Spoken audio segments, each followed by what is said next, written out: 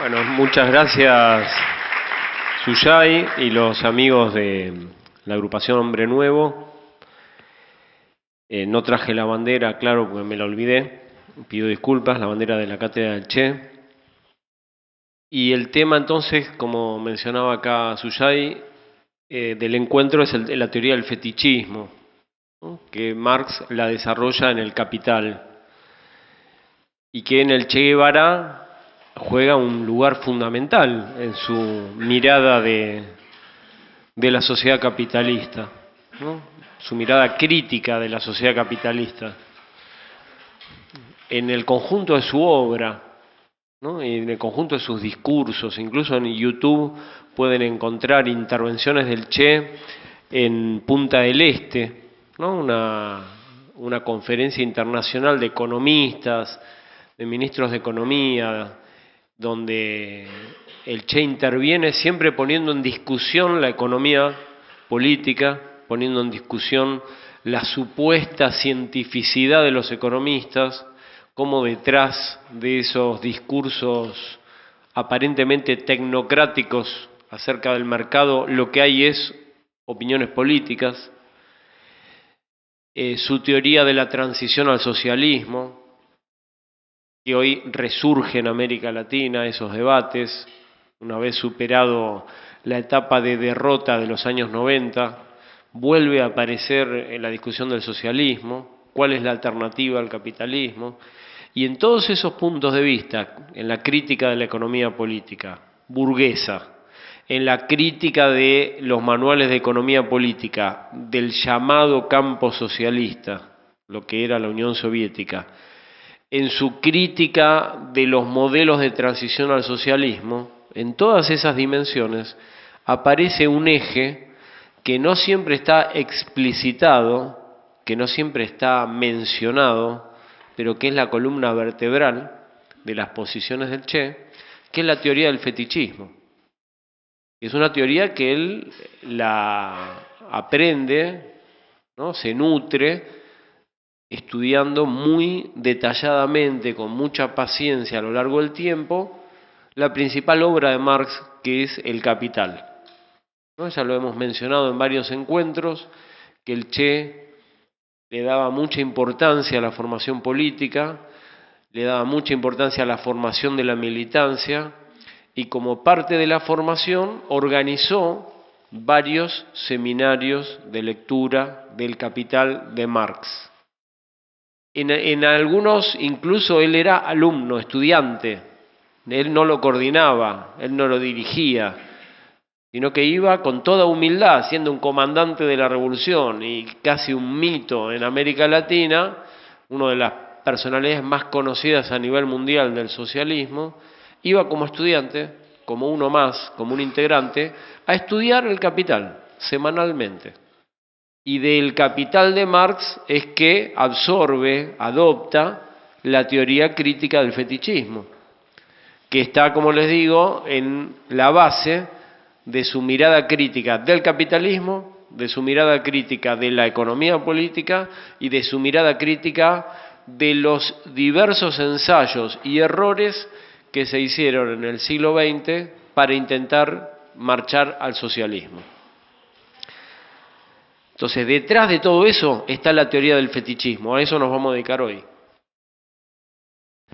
Otro, por si hiciera falta algún pretexto o alguna justificación de por qué es importante esta teoría, yo creo que no le hace falta, ¿no? Pero es una teoría central en las ciencias sociales, fundamental, a pesar de que fue abandonada en las universidades, en los estudios de grado y de posgrado, durante 20 o 30 años. ¿Sí? No es una teoría que esté de moda hoy en día, pero aunque fue abandonada por los profesores, su capacidad explicativa sigue estando intacta.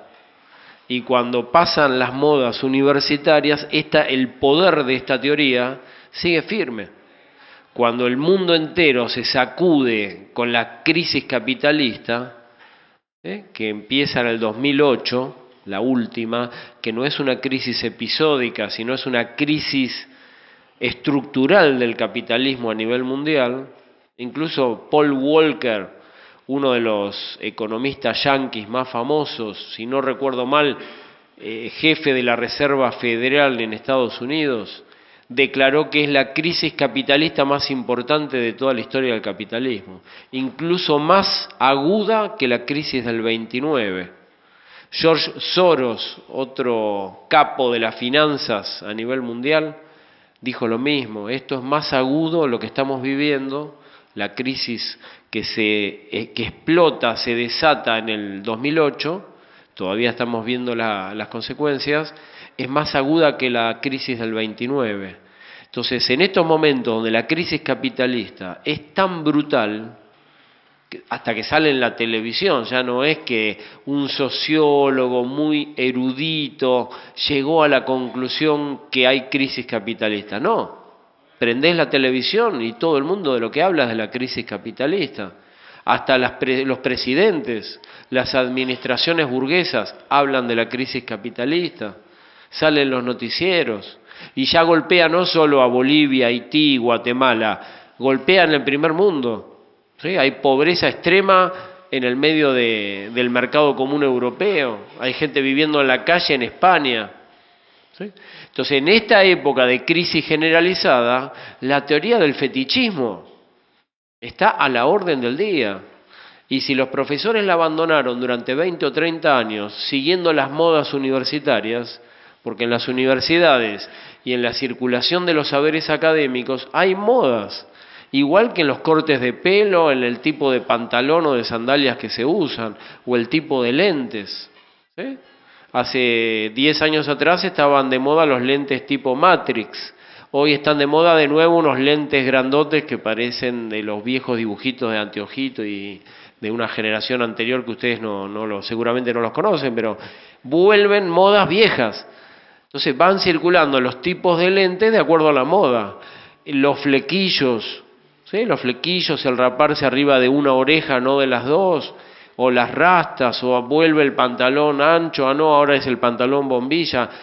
Uno se mata de risa lo que sucede con el pelo, el cabello o con la ropa. ¿Qué tal? En las ciencias sociales pasa lo mismo.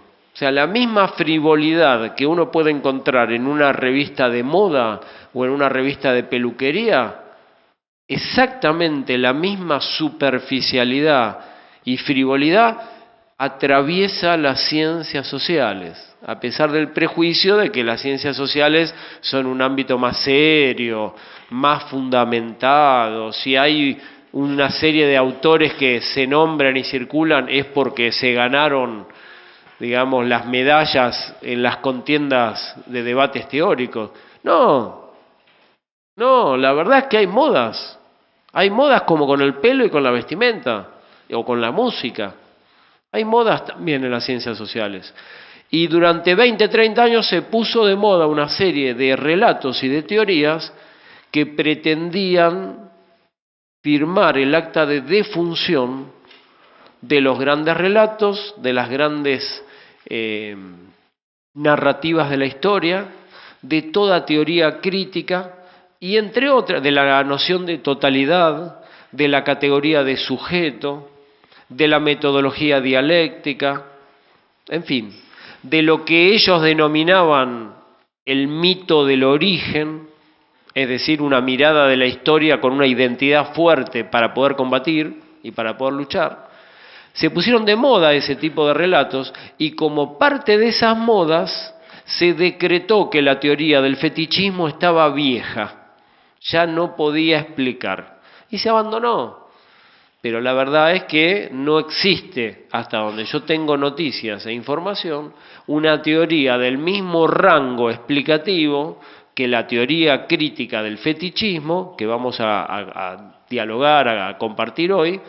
No existe otra teoría que tenga la misma capacidad de explicar muchos fenómenos sociales que están sucediendo este año, en el 2013, y que probablemente van a seguir y se van a agudizar. ¿Sí? ¿Qué fenómenos? El fenómeno del mercado, un mercado generalizado, ¿sí? Un mercado que conquista día a día nuevos territorios, pero no territorios solamente geográficos.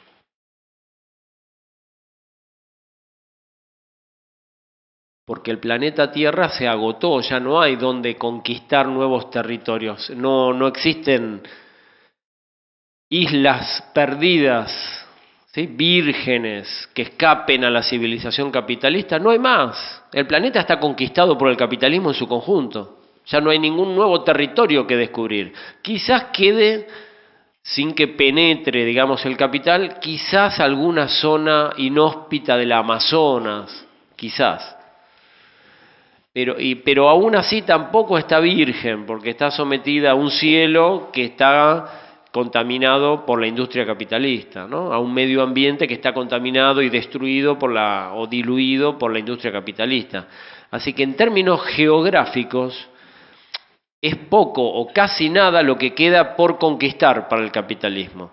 Lo que el capitalismo sí tiene mucho todavía por conquistar son territorios sociales, vínculos sociales, esferas de la vida humana donde todavía no logró deglutir y fagocitar las resistencias populares, los vínculos comunitarios, los espacios públicos. Es una lucha permanente por conquistar nuevos territorios, no solo geográficos, sino principalmente sociales, que son más difíciles de ver. Los territorios sociales no son tan fáciles de ver como un territorio geográfico. Cuando los marines norteamericanos invaden un país, están conquistando un territorio geográfico, se nota, es brutal. Hay lo que siempre hacen los norteamericanos, las Fuerzas Armadas de Estados Unidos, estos supuestos campeones de la libertad, es bombardear, bombardear, bombardear, bombardear, destruir todo, escuelas, barrios, hospitales, matar a millones de personas y a partir de ahí invaden.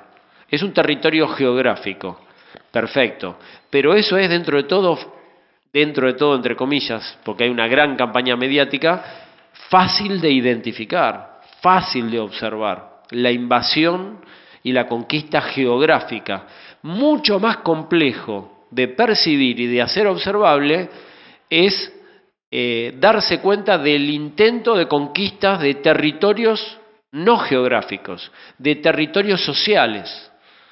Porque ahí es más difícil, no desembarca ningún marín disfrazado de Robocop o de soldado universal del futuro, lleno de armas de la cabeza a los pies. No, en los territorios sociales el capital y el mercado avanzan con mecanismos no visibles, con mecanismos más sutiles y quizás en un punto más peligrosos, porque son más difíciles de identificar. Entonces el mercado capitalista, el dinero y el capital avanzan hoy en día sobre nuevos territorios sociales, ¿sí? Y la teoría del fetichismo te permite visualizar eso. Por eso me parece que es una teoría que sigue vigente, que sigue siendo útil, más allá de las modas universitarias, si se utiliza o no esta jerga, si se utiliza o no el lenguaje de la teoría del fetichismo, si está de moda hablar de otras palabras. En la década vamos a hacer una mini historia del uso de las modas y el lenguaje universitario. En la década del 50 estaba de moda hablar de la libertad, de la responsabilidad, del compromiso, porque el paradigma era un señor que se llamaba Sartre. En la década del 60 se puso de moda hablar de hegemonía, de sociedad civil, ¿no? de neocolonialismo, porque el que estaba de moda en algún sentido en los sectores progresistas era Gramsci, aunque también Fanon.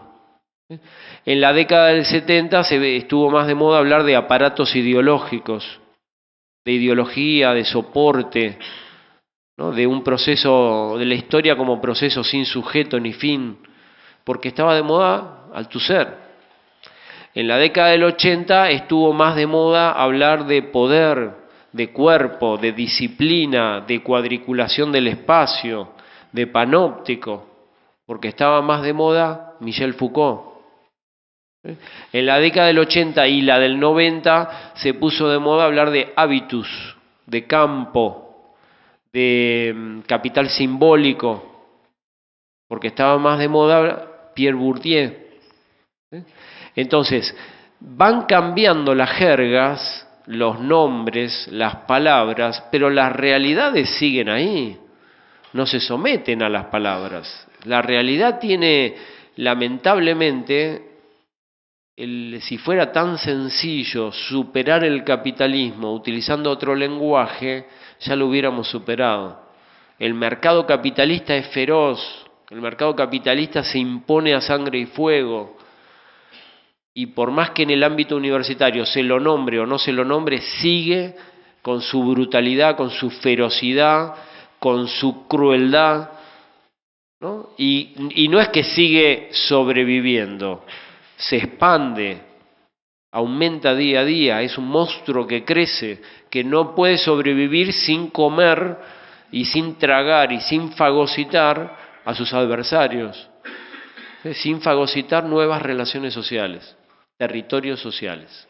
Por eso es que en la época que nos toca vivir, hasta los antiguos herejes que se animaron como buenos iconoclastas a enfrentar a ese monstruo, a ese Dios monstruo todopoderoso que es el dinero y el mercado, hasta los antiguos herejes se tienen que arrodillar, aceptan la evangelización del Dios mercantil y se someten y se incorporan a la iglesia del mercado.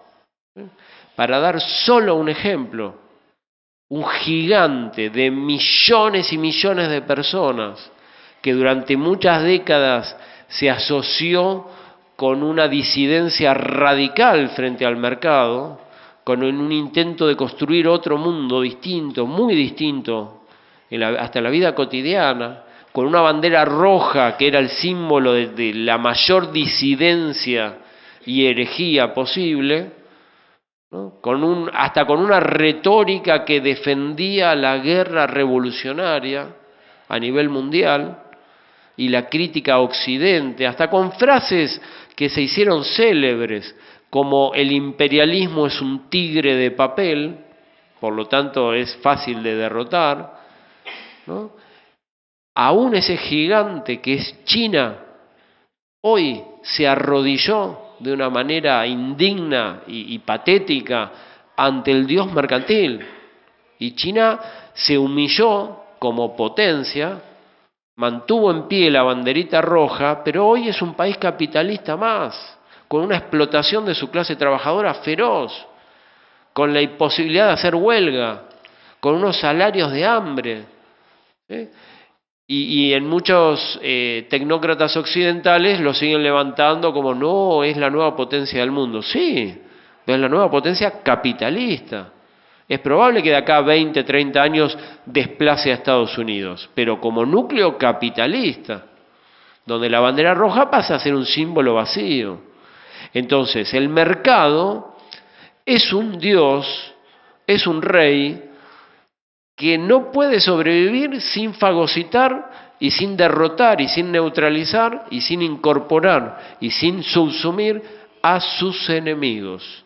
Y el caso de China, cómo el mercado capitalista mundial logró arrodillar a ese gigante y se lo tragó, ¿no? Para poder sobrevivir ahora hay que cotizar en bolsa y hay que tener capitales y empresas y firmas y se asocia la modernidad y el progreso con el mercado capitalista y la proliferación de firmas y empresas capitalistas, es una muestra, es un solo ejemplo, se podrían dar muchos más, de cómo funciona el mercado.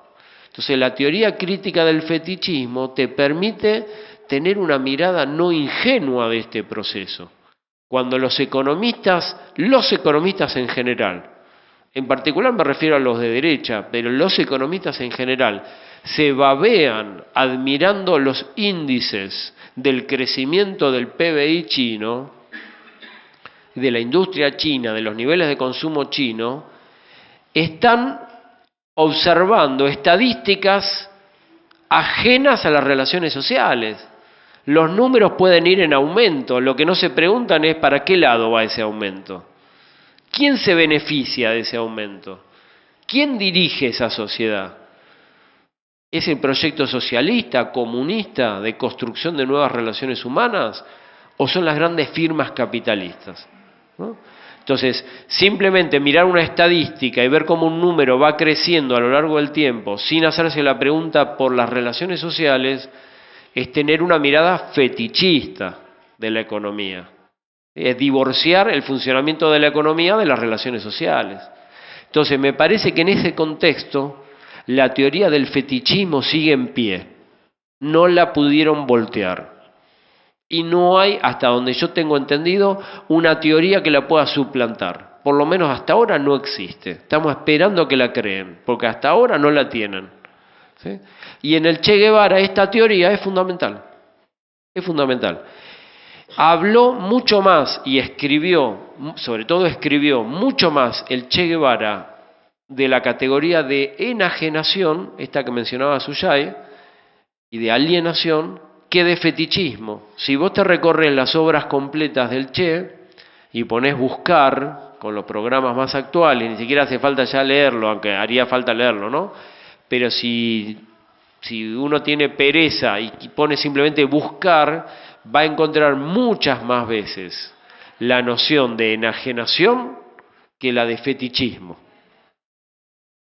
Tiene que ver con el contexto de lo que compartimos la clase anterior, la reunión anterior. Era el debate de los 60. Se debatían mucho más los manuscritos del 44,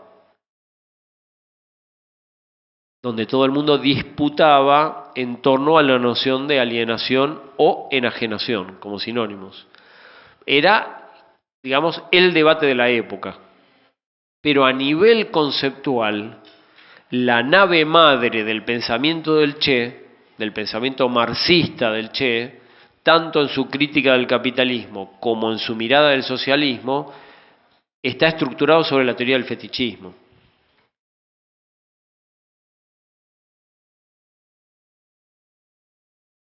¿Y de dónde saca?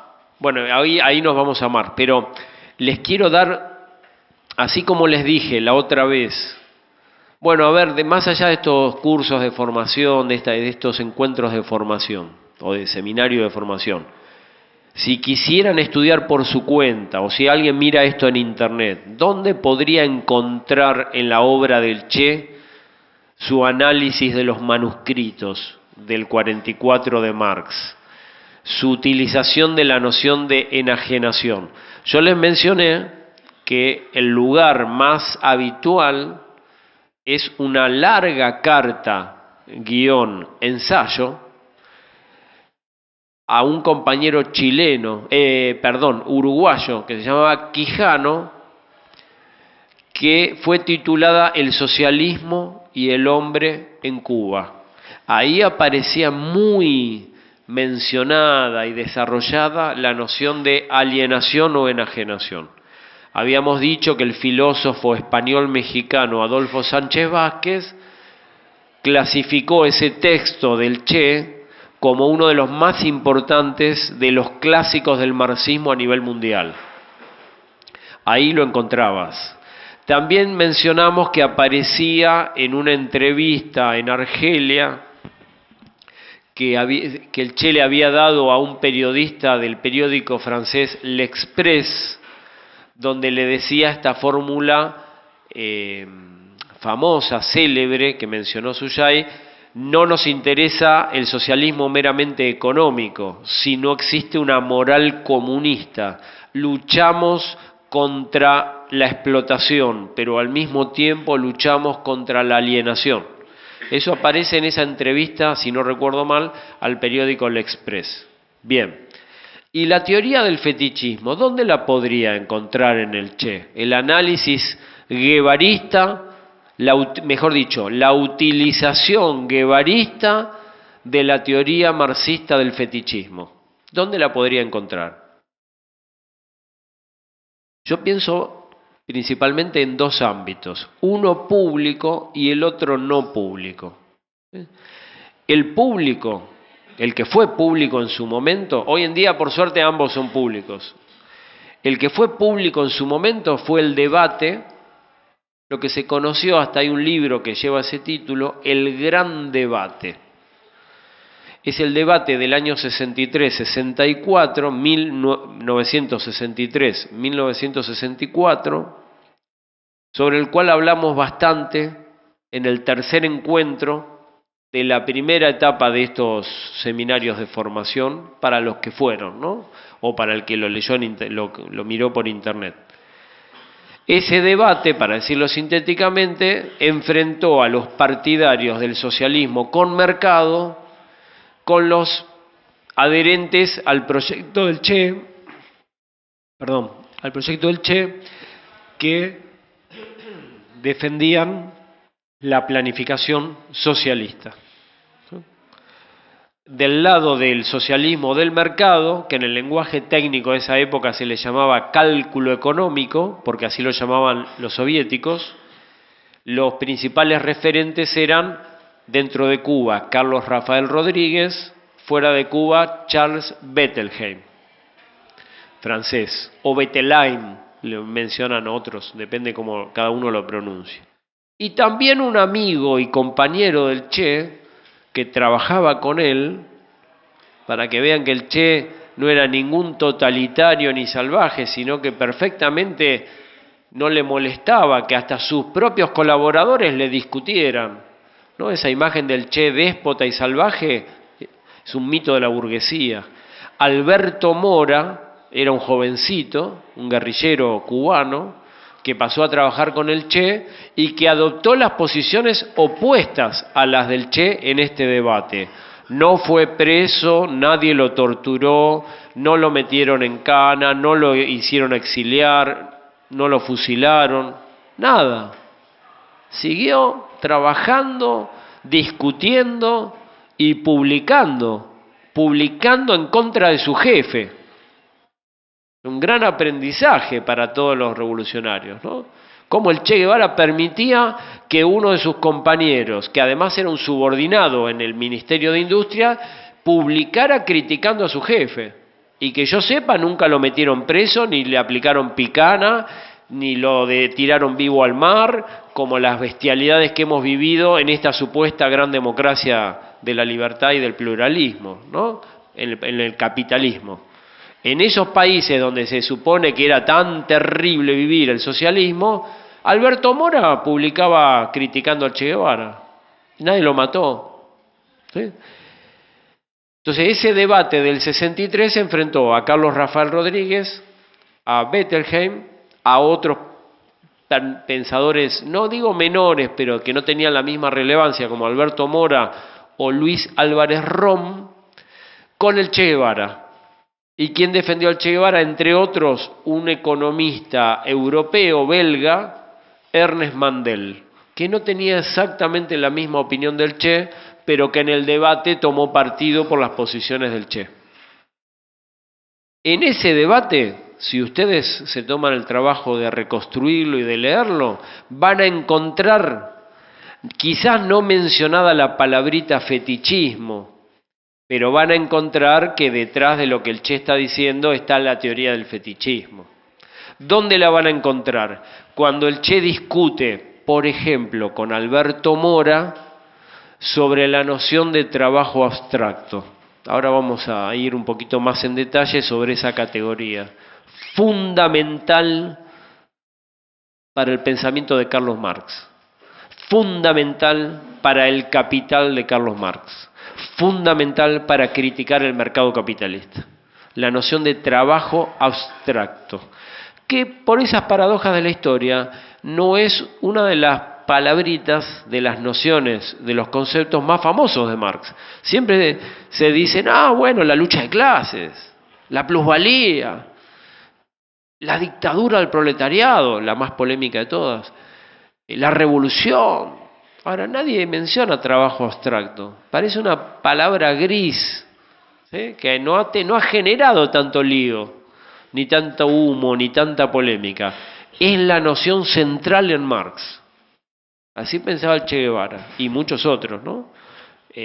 Algo mencionamos, Lukács, pensador marxista de Hungría, Isaac Illich Rubin, pensador bolchevique de la revolución bolchevique, Karel Kosík, pensador checo, y muchos otros. El libro de Rubin, esperemos que en algún momento alguien lo publique, porque lo estamos esperando hace no sé cuánto tiempo. Hay gente que es lenta y no lo quiere publicar. Pero el libro de Rubin, que creo que el Che Guevara no llegó a leerlo, lamentablemente, y que muchos marxistas hoy en día ni siquiera lo conocen, ¿no? Hubiera apoyado perfectamente las posiciones del Che Guevara. Entonces, en ese debate del 63-64, cuando el Che se opone a la propuesta enloquecida, si me permiten, de un mercado socialista, que es una vieja posición que en la década del 1920, hace 90 años más o menos, había defendido en la Rusia bolchevique Nikolai Bukharin,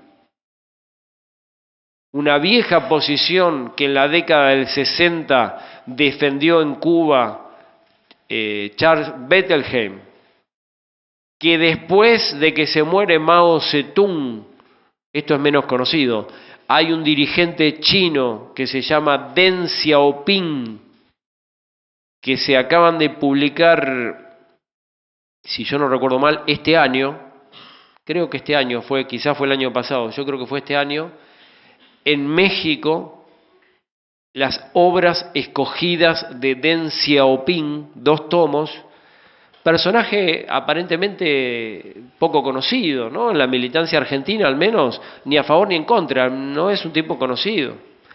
Pero Deng Xiaoping se hace eco de las posiciones de Bettelheim, que a su vez se hace eco de las posiciones de Bukharin, y todos confluyen en que para sacar adelante una salida no capitalista, el mercado es el gran salvavidas. Y quizás, esto es materia de debate y de discusión, no lo sé, lo pregunto, formulo la pregunta abierta, quizás, tal vez, algunos economistas de la Cuba actual estén retomando las posiciones de Deng Xiaoping, de Nikolai Bukharin y de Bettelheim como el gran salvavidas para sacar adelante la revolución cubana hoy.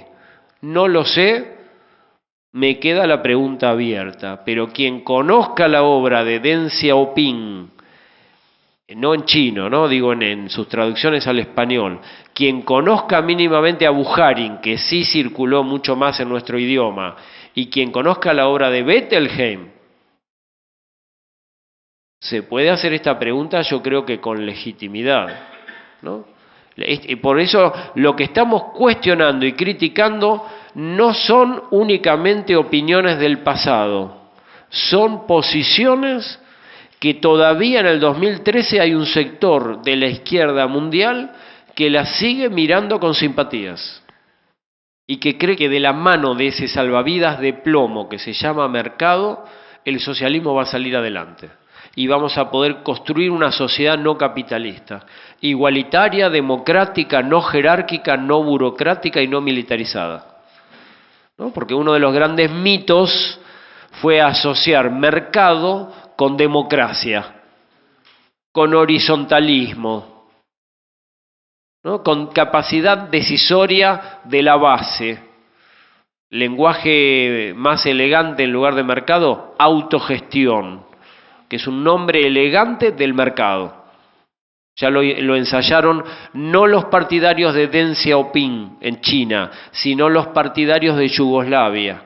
Algo mencionamos la historia de Tito y del modelo yugoslavo, que también le hacía un gran aplauso y una gran reverencia al mercado.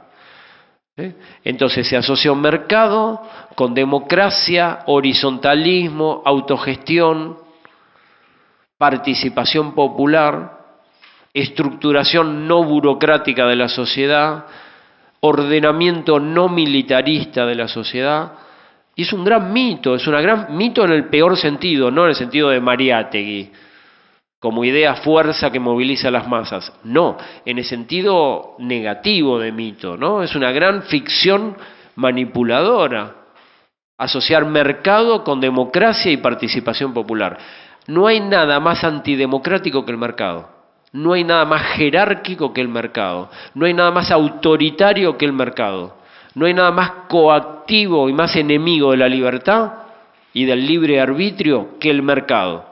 Y la teoría del fetichismo nos permite hacer esa crítica demoledora, no solo del mercado capitalista, también del mercado en la supuesta llamada transición al socialismo. Entonces, en ese debate del 63-64, que ya lo analizamos en otra reunión, entonces no me voy a extender hoy, aparece la lectura detallada y atenta del Che Guevara sobre Marx, sobre el capital y sobre la teoría crítica del fetichismo. Y la discusión sobre la noción de trabajo abstracto. Bien, ¿dónde más lo encontramos en el Che? Lo encontramos en sus apuntes críticos a la economía política, que es el título editorial con el que apareció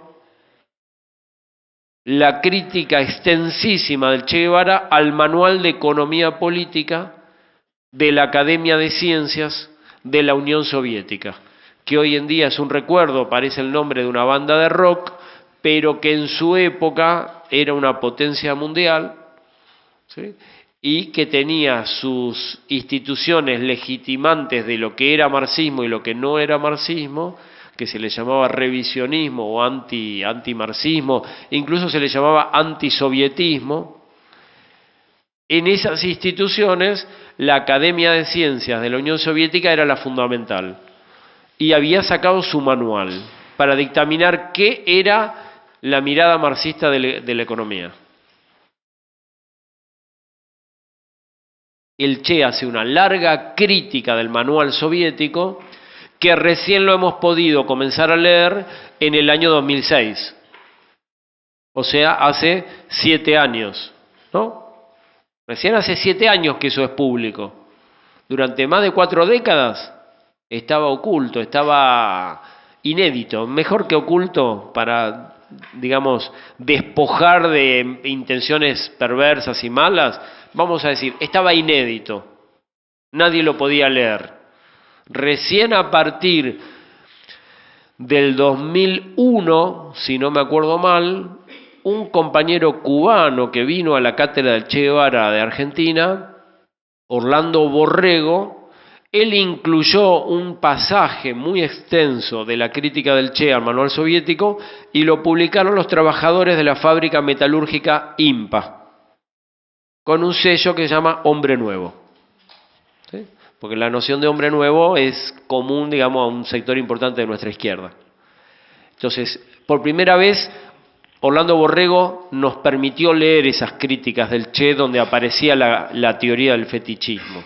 Pero en 2001, primera edición mundial, Argentina, ¿eh? En el 2006 ya aparece completo publicado. Y hoy lo podemos leer. Entonces, en esos dos contextos podemos rastrear la mirada, la recuperación guevarista de la teoría crítica del fetichismo. Bueno, ¿en qué consiste? Vamos a la teoría. Ya hemos justificado por qué darle importancia, ¿no? Por la época, por el predominio feroz y cruel del mercado, por la utilización que el Che hizo de esta teoría en los debates públicos y en los debates internos. Lo hizo ante la cámara de televisión, pero lo hizo también al interior de las organizaciones políticas. Entonces vamos ahora a ver qué es la teoría. En nuestra opinión, esta teoría es el núcleo duro del Capital de Marx. Nosotros hacemos nuestra la opinión de Lukács, no la inventamos, ¿no? Esto lo adoptamos ¿de quién? Del señor Jorge Lukács, quien en un libro formidable que no dejo de recomendárselo, que se llama Historia y Conciencia de Clase, formuló la siguiente apreciación: toda la concepción materialista de la historia y de la sociedad, toda la mirada marxista del mundo en el que lamentablemente tenemos que sobrevivir está resumida en la teoría crítica del fetichismo.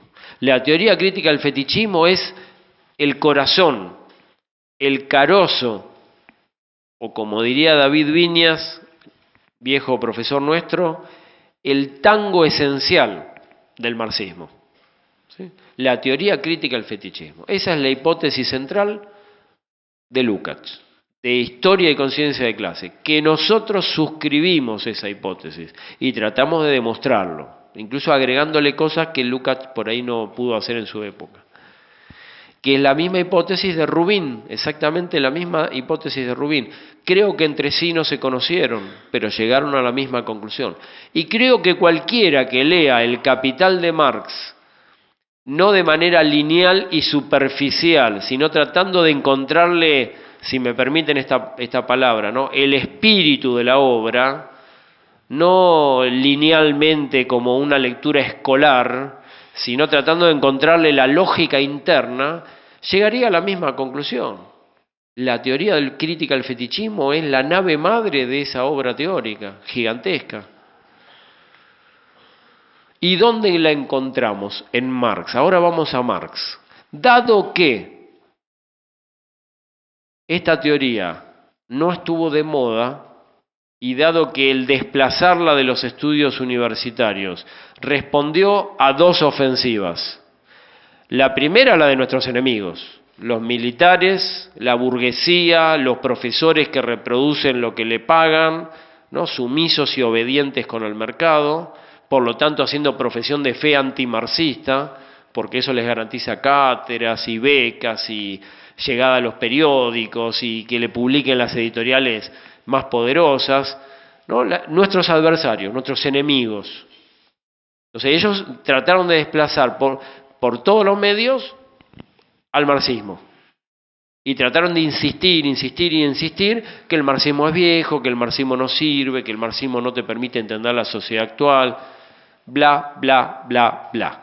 Nuestros adversarios, nuestros enemigos, que además mataron a mucha gente, no solo polemizaban con nosotros. Por ejemplo, yo mencioné a algunos de los compañeros de la reunión anterior que habían interpretado la teoría de la enajenación en Marx en Argentina, y Suyay lo recordó hoy.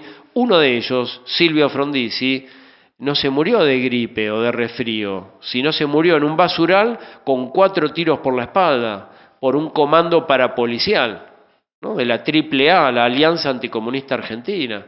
Entonces, a nosotros no nos derrotaron en las ideas, a nosotros nos liquidaron a nuestros compañeros, y a los que podían intervenir en estos debates o los mataron, o los obligaron a exiliarse, o los callaron, los desplazaron de las universidades, los echaron. Cuando vuelve la llamada democracia no los volvieron a convocar.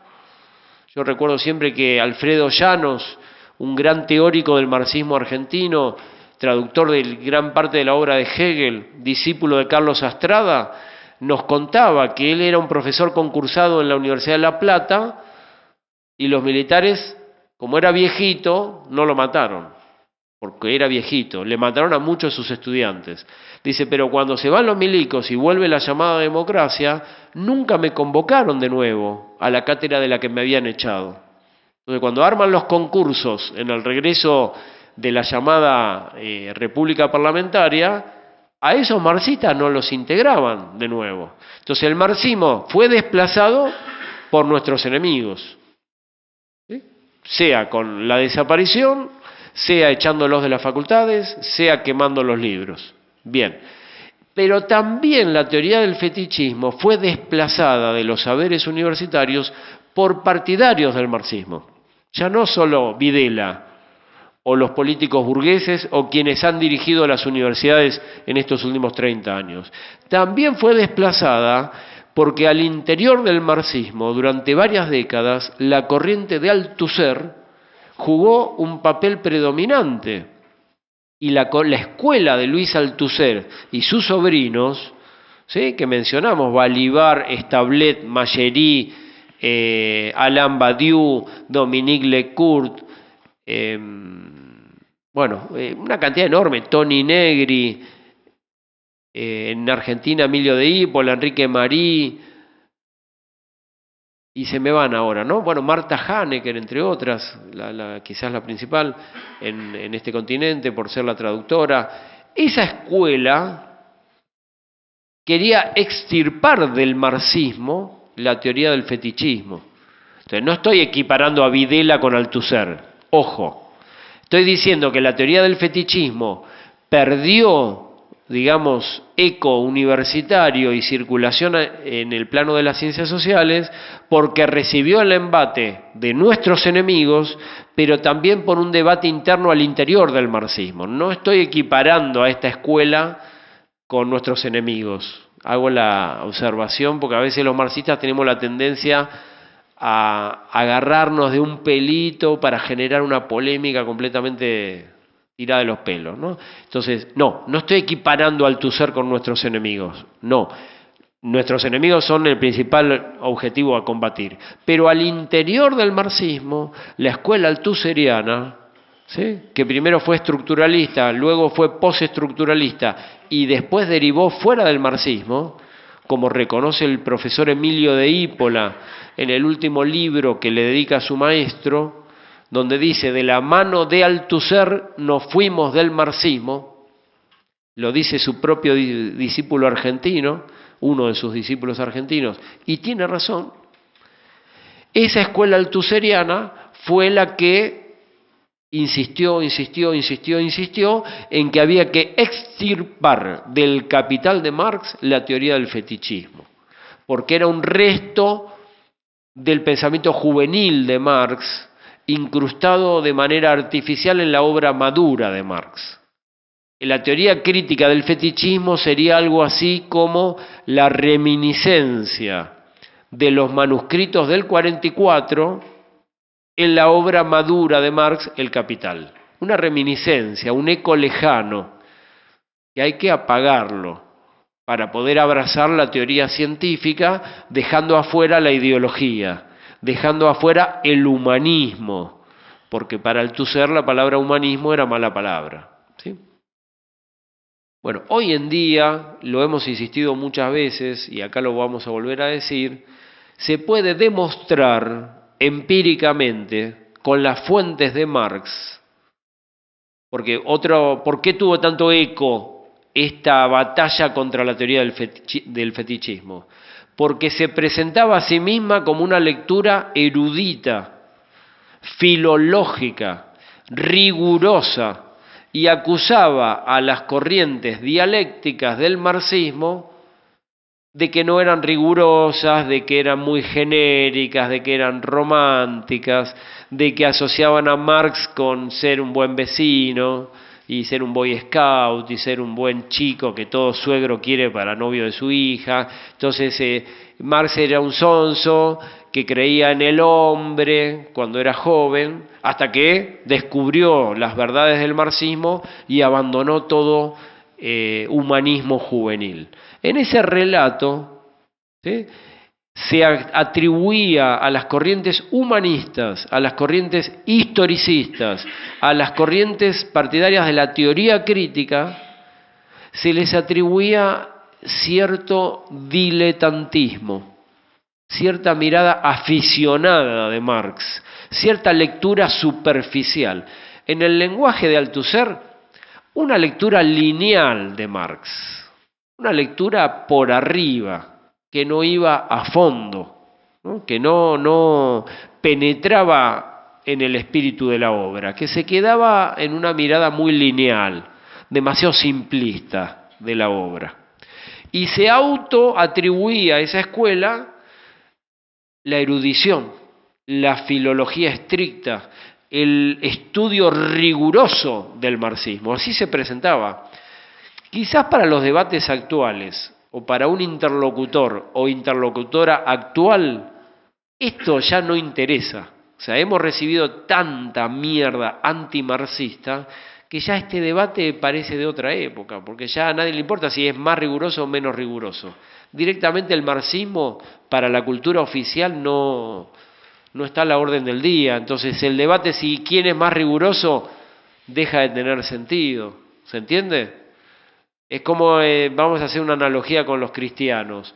El debate de quién interpreta mejor a la Biblia, si son los católicos de Roma o son los protestantes, tiene sentido cuando a la Biblia, digamos, es el eje. Ahora, cuando pasa alguien a ser ateo, ya no me importa si el verdadero intérprete es el Vaticano o es Martín Lutero. No me interesa ese debate, porque a mí no me interesa la Biblia. Bueno, en este caso, si me permiten, con todo respeto a la analogía, cuando a la cultura oficial ya el marxismo no le interesa y a la sensibilidad de nuestra época el marxismo no es, como lo llamó Sartre, el horizonte insuperable de nuestra época, sino hemos vivido durante 30 años en una sensibilidad posmoderna, ¿quién es más riguroso? No es un debate. Pero en la época que el Che Guevara intervino, y yo creo que debemos recuperar esos debates para actualizarlos, sí estaba la discusión. ¿Quién realmente conocía el capital? Y en aquella época, el que se autovendía como el gran conocedor filológico de la obra del Capital era Althusser. Y desde ese título de prestigio expulsaba la teoría crítica del fetichismo del marxismo. ¿Se entiende? Desde esa legitimación de prestigio con su supuesta erudición filológica. Pero la verdad de la milanesa es que hoy en día, con las fuentes a la mano, haciendo una lectura rigurosa del Capital y de la obra de Marx, podemos demostrar que la lectura de Althusser no era rigurosa, que era un buzón, como se dice en el lenguaje popular argentino, ¿sí? Que era un blef, que era una impostura el venderse como gran rigurosidad. ¿Por qué? Porque la teoría crítica del fetichismo no es una reminiscencia juvenil incrustada, vaya a saber por qué, al comienzo del Capital de Marx. No, está en todo el Capital de Marx. A mí, estudiando el Capital hoy, me sorprende cómo la gente en aquella época no se dio cuenta que lo que estaba tirando Althusser, lo que estaba sosteniendo Althusser era muy, no digo descabellado, pero era muy forzado. Era realmente no iba con lo que Marx estaba diciendo, ¿no? Había que esforzarse demasiado para creerle a Althusser. Había que ir demasiado a la moda, digamos. Había que tener mucho gusto por la moda, tener un pensamiento muy frívolo y dejarse arrastrar de la nariz por la moda del momento para darle credibilidad a esa impugnación de la teoría del fetichismo. ¿Por qué? ¿Dónde está la teoría del fetichismo en el Capital?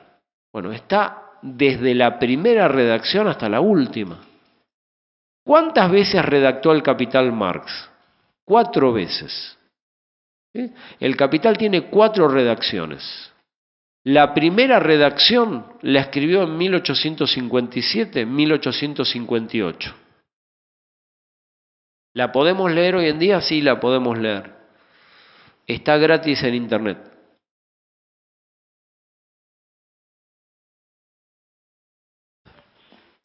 Si ponen la palabrita, bueno, se las deletreo, Grundrisse, con G, Grundrisse con doble S y E final, Grundrisse, en español se conoce con el título Elementos fundamentales para la crítica de la economía política. Salió en algunas ediciones en 3 tomos. En otras ediciones salió en 2 tomos. Se pueden leer gratis en internet. Los vi en una página que es La Rosa Blindada, lo vi publicado esta semana. Los dos, en la edición creo que le vi ahí de 2 tomos, si no me acuerdo mal, de los Grundrisse. La primera redacción del Capital. También está publicado en una página del socialismo chileno, que no me acuerdo el nombre ahora. Y está publicado, si no me acuerdo mal, en una página de la Universidad Complutense de Madrid. En varias páginas se consiguen gratis Son los elementos fundamentales para la crítica a la economía política. Primera redacción del Capital, conocida como los Grundrisse. ¿Cuándo se publicaron? Marx los publicó en vida, no eran borradores. ¿Y cuándo se publicaron? Cuando comienza la Segunda Guerra Mundial. Cuando comienza la Segunda Guerra Mundial, recién ahí se publicaron. Por lo tanto, toda la dirección bolchevique no los conoció. Todos los que hicieron la Revolución Rusa no llegaron a leerlos. Es la primera redacción del Capital. Lo redacta 4 veces este hombre tan obsesivo. Bueno, en la primera redacción del Capital aparece la teoría crítica del fetichismo. ¿Y por dónde empiezan los Grundrisse a criticar el fetichismo? Por el fetichismo más visible, el más bruto, el más salvaje, el que no hace falta ser un gran científico para descubrirlo, porque está a la orden del día en la cotidianeidad del capitalismo, en la metafísica de la vida cotidiana, como le gustaba decir a Karel Kosik. ¿Y dónde es? En la guita, en la plata, o sea, en el dinero. Primer borrador del Capital, el fetichismo empieza a ser analizado como el fetichismo del dinero, que es el que aparece ya yo se los mencioné, porque estos pasajes Marx los reproduce en los manuscritos del 44, aparece en la obra de Shakespeare, de William Shakespeare, ¿no? Autor de teatro isabelino. Aparece una crítica muy fuerte a la noción de dinero y cómo el dinero trastoca todos los vínculos humanos. Entonces, Shakespeare, siglos antes que Marx, ya descubre el papel fetichista del dinero. Aparece en la obra de Goethe, el Fausto de Goethe. También aparece el deslumbramiento por esta magia que tiene el dinero, de someter a las personas, de brillar más que las personas. Entonces, en la primera redacción del Capital, el fetichismo aparece al comienzo como fetichismo de dinero. Bien, después, ¿qué siguió redactando Marx? Y siguió redactando lo que hoy conocemos como tomo 2 y 3 del Capital. Tomo 2 y 3. ¿Los publicó en vida? No, se murió este hombre. Se murió en 1883, si no me acuerdo mal. ¿Y los publicó quién? Su gran amigo, abnegado, que le tenía un amor personal y una admiración política a prueba de todo, Federico Engels. Después que se muere su gran amigo, publica el tomo 2 del Capital y el tomo 3 del Capital. Pero Marx, ¿cuándo los estaba redactando? Los estaba redactando a posteriori, después de los borradores. Y Marx redacta también el llamado tomo 4 del Capital. ¿Cómo se conoce ese tomo 4? Historia crítica de las teorías de la plusvalía. Porque como muchas veces les repetí, Marx no se atribuye a haber descubierto la plusvalía. Ese trabajo no pagado que se apropian los empresarios. Dice, mucho antes que yo hubo un montón de economistas que lo habían visto. Y él es tan honesto que te hace la historia de esas doctrinas y a partir de una mirada crítica, ¿no? Historia crítica de las teorías de la plusvalía, que las redacta después de los primeros borradores. Al final de la historia crítica de la teoría de la plusvalía, al final, ¿cuántos tomos en español? 3 tomos. 3 tomos. También lo encontrás gratis en internet. Al final viene un apéndice. Yo no recuerdo exacto ahora el año de memoria, pero lo debe haber redactado entre 1863 y 1865. Habría que chequearlo. No lo recuerdo ahora de memoria. Pero en ese apéndice, que se llama El ingreso y sus fuentes, Marx desarrolla la teoría del fetichismo. Y en el tomo 2 y 3, ¿dónde aparece la teoría del fetichismo? Aparece, por si lo van a buscar, ¿no? Porque ustedes podrían leer El Capital recorriendo la teoría del fetichismo. No me consta que el Che Guevara haya hecho eso, no lo sé. Uno no lo sabe cómo leyó El Capital el Che. Y yo nunca, lo vi una vez, pero no tengo acceso a la obra subrayada de él. Creo que se la regaló a Orlando Borrego cuando se fue. Le regalo esta obra, se la dedica, en la que hemos bebido nuestra fuente para que vos sigas desarrollando esto, ¿no? Le regala su ejemplar del Capital. Yo no lo tengo, entonces no sé cómo, no puedo ver las anotaciones del Che. Pero bueno, una posible lectura, en el tomo 3 del Capital, en el capítulo 24 del tomo 3 del Capital, ¿y cómo se llama? En español se llama el capital que devenga interés. O sea, el capital que genera, entre comillas, interés. O sea, vos ponés plata 100 pesos en el banco y en un mes te dan 110. Esos 10 pesos extra es el interés que cobrás. ¿De dónde salió la guita esa? Ah, creció solito. El billete quedó adentro de una bóveda y solo creció. Tuvo hijos, solo. Esa es la imagen popular. Yo le pongo 100 y tengo 110. Y ahora con la tarjeta de crédito ni te cuento, hay un plástico encima. Entonces voy a un cajero y aparece más de lo que... ¿no? Entonces Marx dice eso es fetichismo puro. Capítulo 24 del tomo 3. Y después el capítulo 48 del tomo 3. ¿Cómo se llama? La fórmula trinitaria. Una expresión de Marx irónica sobre la religión. Dios, su Hijo y el Espíritu Santo. Bueno, él dice, usa esa misma expresión religiosa para referirse a la economía política, ¿no? Por lo tanto, la conclusión, para no aburrirlos, se le doy estos datos como para que si ustedes quieren hacer un grupo de lectura y rastrear esto, ¿no?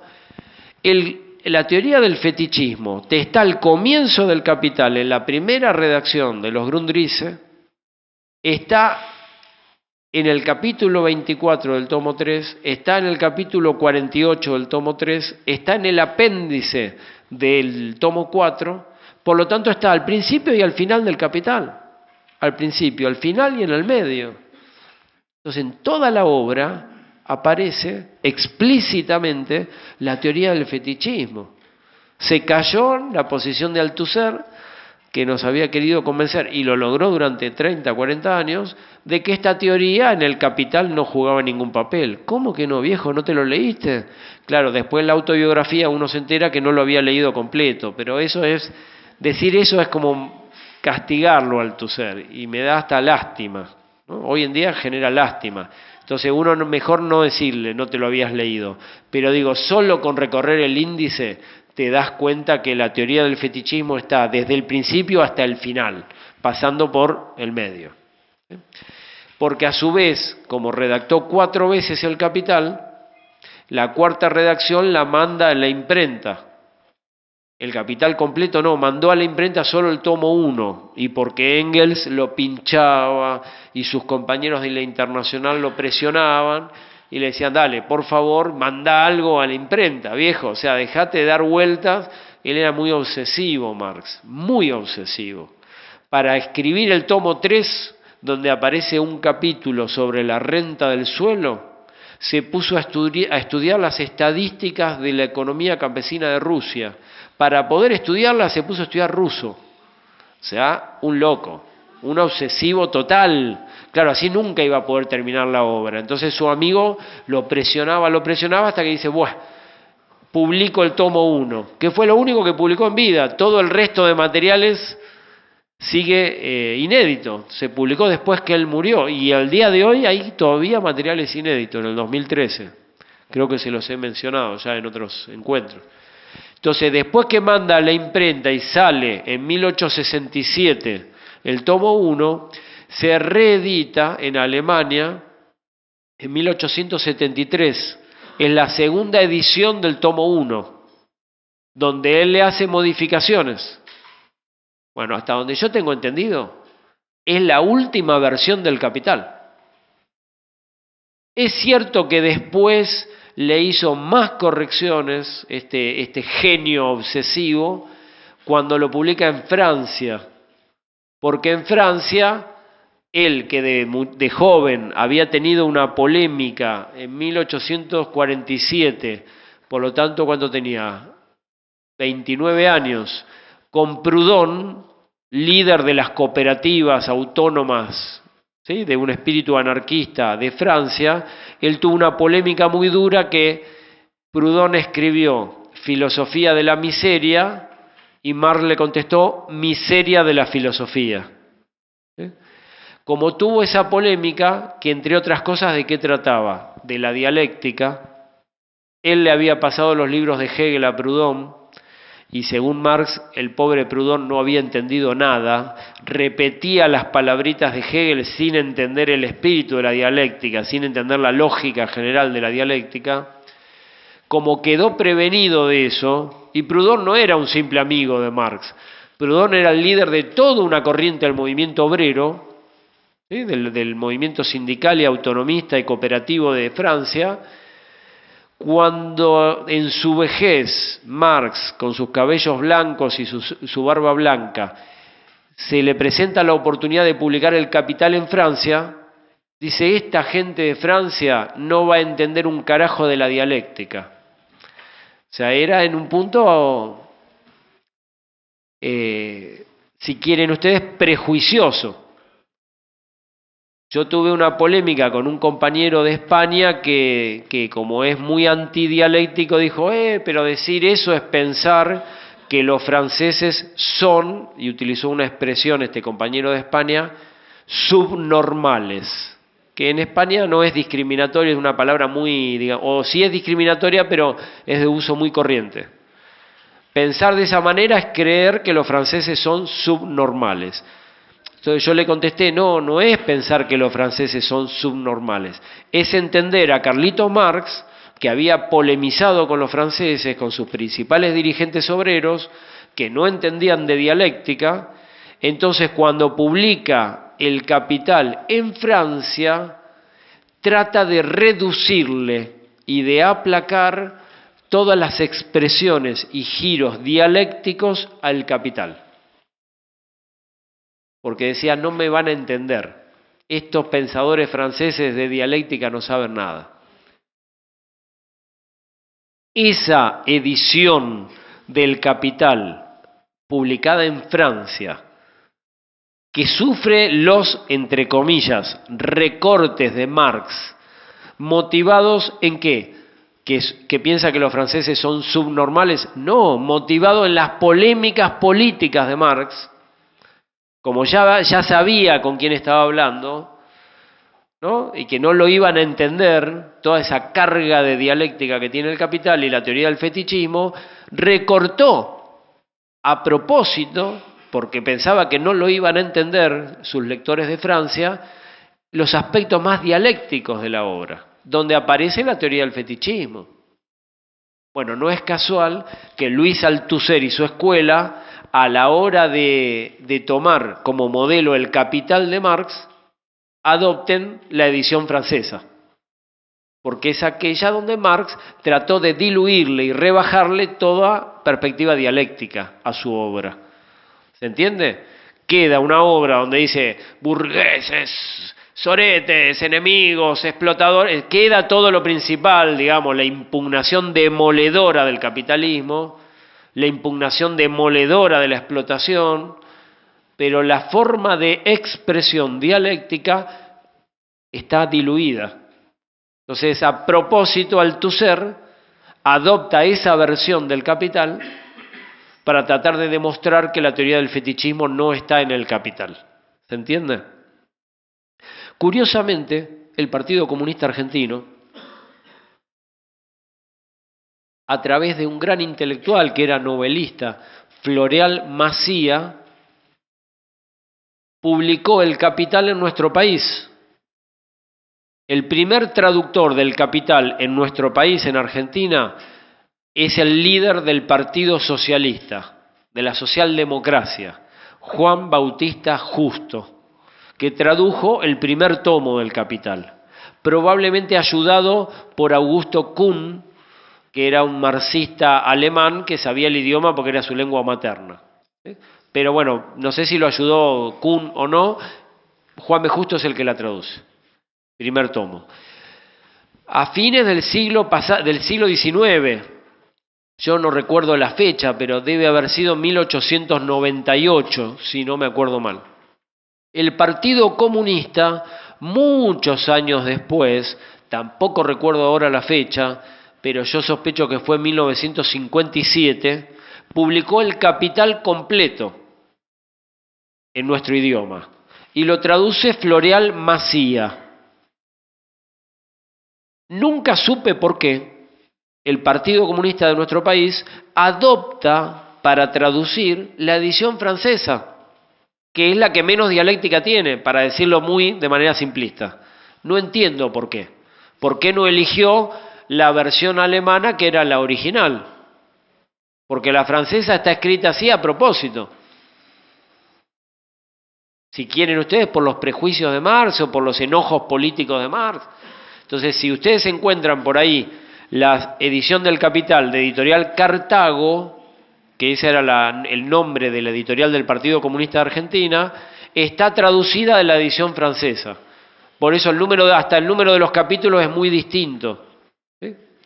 Bien, esa es la historia del Capital. Entonces, ¿dónde encontramos la teoría del fetichismo en el Capital?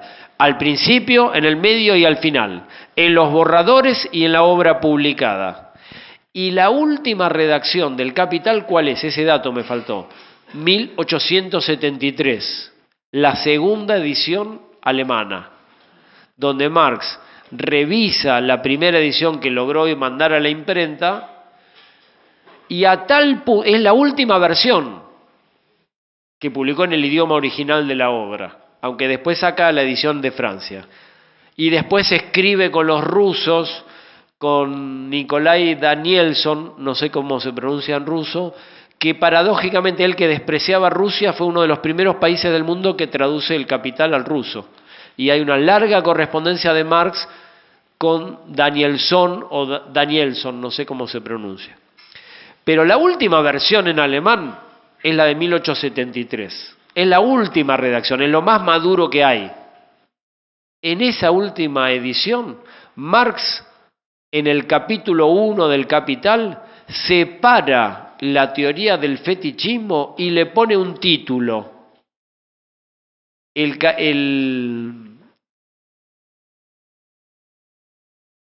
carácter fetichista de la mercancía y su secreto. O el fetichismo de la mercancía y su secreto. ¿Por qué le pone un título? Para mostrarle al lector que ahí hay una teoría. Es lo último que escribe Marx. Por lo tanto, lo que se discutió durante 40 años, si la teoría crítica del fetichismo era lo más maduro, lo más juvenil, hoy está resuelto. Porque hasta en su mayor madurez, la segunda edición alemana, que vendría a ser, si quieren ustedes, si me permiten la licencia, la quinta redacción del Capital, y última, porque después él se muere, ahí destaca la teoría y hasta le pone un título separado de todo el resto. Entonces, la teoría crítica del fetichismo es lo más maduro del Capital. Esa sería la conclusión de este largo relato. Repito, la conclusión sería que la teoría crítica del fetichismo es la versión más madura del Capital de Marx. ¿En qué consiste? Bueno, básicamente consiste en lo siguiente.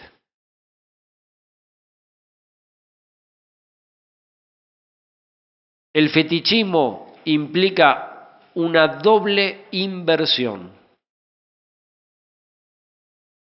Los objetos cobran vida y se transforman en supuestas personas, se personifican.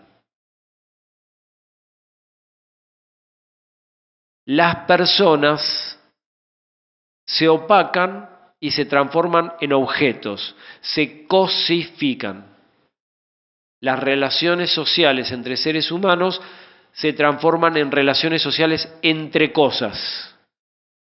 El fetichismo es el proceso de la cosificación o sinónimo, reificación y la personificación. Es ese doble proceso, cosificación de objetos. Me equivoqué. Cosificación de sujetos y de relaciones sociales entre los sujetos. Y personificación de objetos. Como es un proceso doble, Marx utiliza una expresión en latín que se llama tomar una cosa por otra. Quid pro quo. En lugar de un objeto, tomo un sujeto. En lugar de un sujeto, tomo un objeto. Y por lo tanto invierto la realidad. El fetichismo es una completa inversión de la realidad. Y acá es donde viene la confusión, una de las tantas. Si el fetichismo implica una inversión, un tomar una cosa por otra, ¿el fetichismo es sinónimo de ideología? Lo cual nos deriva a la teoría de la ideología. Como para todo esto, es como para mí, ¿no? Es como para estudiarlo en un año. Por eso resumirlo en una clase a mí me resulta complicado. Porque cada noción tiene su historia, tiene sus debates, y me gustaría yo compartirla. Yo podría entrar acá y decirle, hola, el fetichismo es ... anotá. A mí nunca me convenció esa manera de dar clase y de aproximarme a ningún pensador. Porque yo te estoy dando cocinado y masticado algo que me cociné y que me mastiqué afuera. Yo siempre, como método pedagógico, prefiero, aunque se haga largo, hacer la historia de los debates para que todo el mundo vaya viendo. Es una manera laica y desacralizada, secular, de compartir el saber, para que ustedes sepan que frente a un mismo problema hay muchas posiciones, de dónde vienen esos debates. Si yo entro y doy definiciones taxativas sin contar la historia, que es la manera más habitual de dar clase, pero a mí no me cierra, ¿no? Y menos con Marx. Entonces, una de las discusiones es si el fetichismo invierte la realidad. Pregunta, ¿es una ideología? Lo cual nos remite a dos preguntas nuevas. ¿Qué es una ideología? Tampoco hay consenso en esto. ¿Por qué? Porque en la ideología alemana, que es un libro muy gordo de Carlitos Marx, al comienzo, creo que algo mencionamos en otras clases, Marx adopta una teoría de unos pensadores empiristas franceses. ¿Qué son empiristas? Que creían que el único conocimiento válido y legítimo viene de la experiencia. Sobre todo, ¿de quién lo adopta? De Stott de Tracy. Adopta la teoría de que toda ideología invierte la realidad. Conocimiento ideológico es sinónimo a conocimiento invertido. Hasta incluso adopta la metáfora que estaba de moda en esa época de la fotografía. ¿Sí? Dice, esto es como las cámaras reflex, podríamos decir hoy en día, que te invierte la imagen. La ideología es una cámara oscura, invierte la realidad. Ideología, sinónimo, obstáculo epistemológico.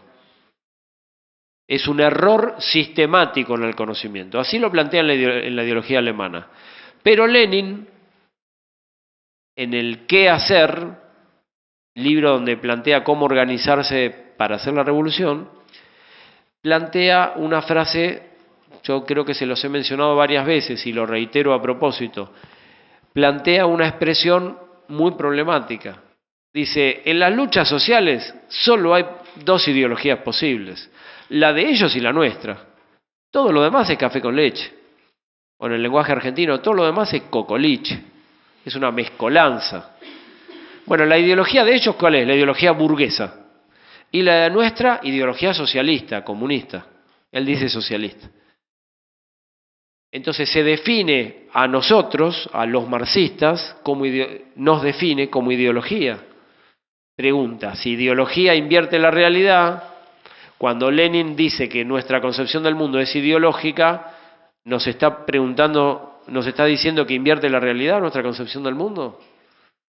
No, está usando el sentido de ideología en un sentido diverso, distinto. Usa ideología como sinónimo de concepción del mundo que remite a ciertos intereses de clase, no como conocimiento invertido, no como obstáculo epistemológico, no como error sistemático. Volvemos para atrás. Si fetichismo invierte la realidad, entonces es ideología como obstáculo epistemológico. Podría ser una interpretación. Es la que han hecho algunos intérpretes de Marx. La teoría del fetichismo está muy buena, pero es simplemente una teoría de la ideología. Dicho en otro lenguaje, la teoría del fetichismo es simplemente una teoría del conocimiento. Es una teoría de los obstáculos al conocimiento de la ciencia. ¿Juega un papel en el Capital o no? Sí, juega un papel.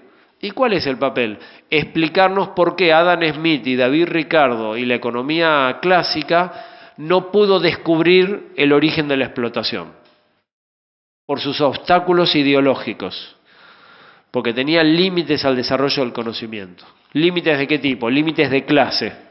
Entonces, en el Capital, según esta interpretación, no sé si me van siguiendo o andamos todos perdidos. Por ahí me estoy explicando mal. ¿Se entiende hasta ahora o más o menos?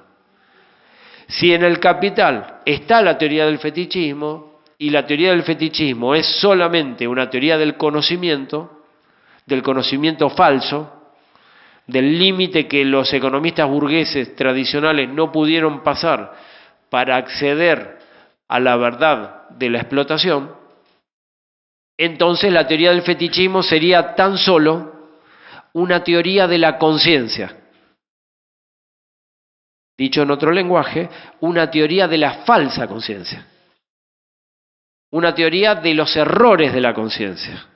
Una teoría de las limitaciones del sujeto.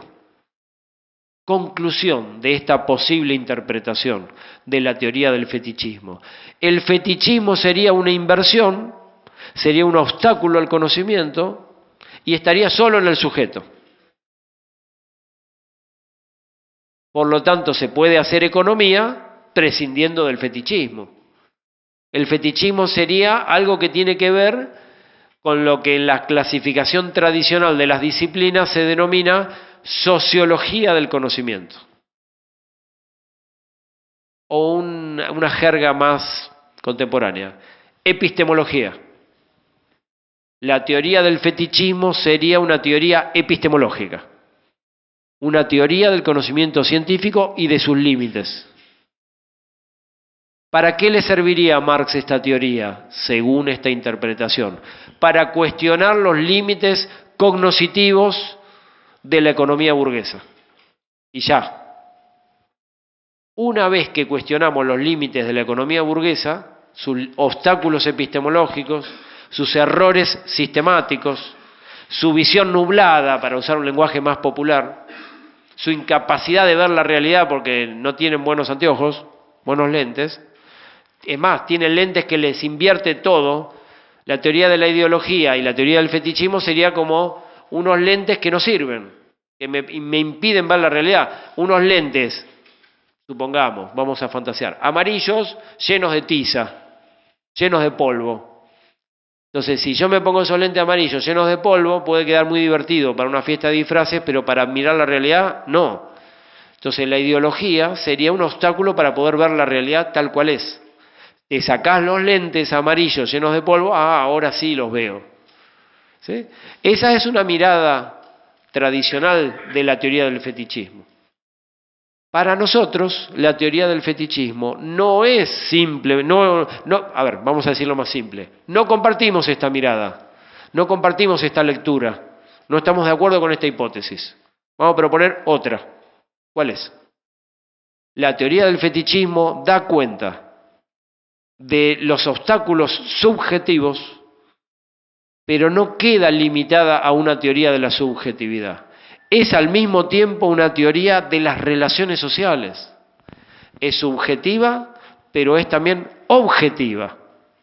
La teoría del fetichismo no es sinónimo de la teoría de la ideología.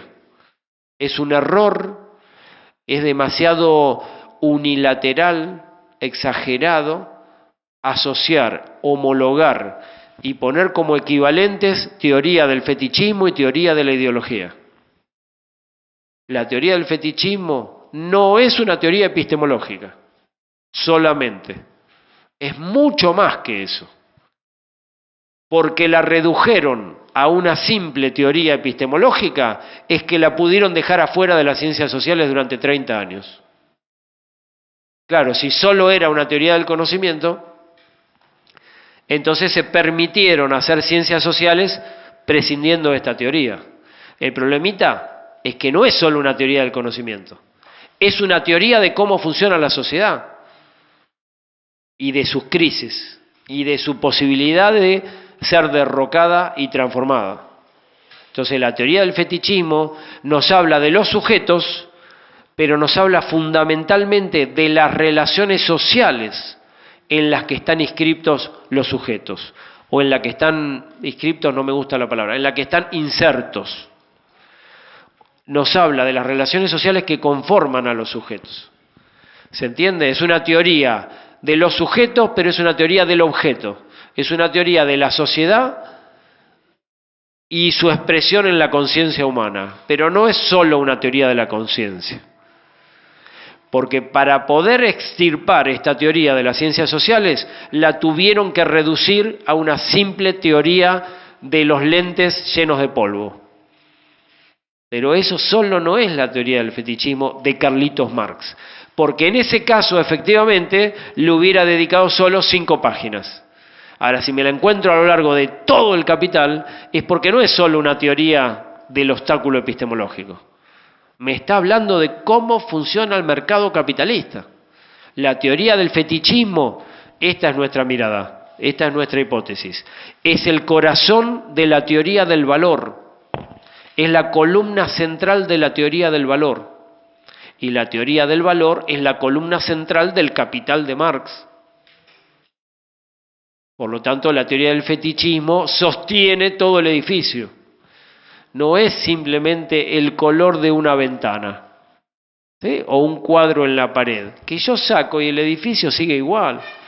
Si vos reducís y limitás la teoría del fetichismo únicamente a un efecto decorativo, a una mirada puramente epistemológica, claro, cuando no está más de moda esa epistemología, saco el cuadro, lo dejo en la basura o en un cajón o en un armario y el edificio sigue igual. El problema es que si vos sacás la teoría del fetichismo del Capital de Marx, se te cae el Capital de Marx. La teoría del fetichismo no es un cuadro colgado de adorno en una pared, son los cimientos de esta teoría, ¿se entiende? Entonces, esa mirada de cómo funciona el mercado capitalista es la clave de la impugnación de Marx al capitalismo. No solo es una teoría de la conciencia.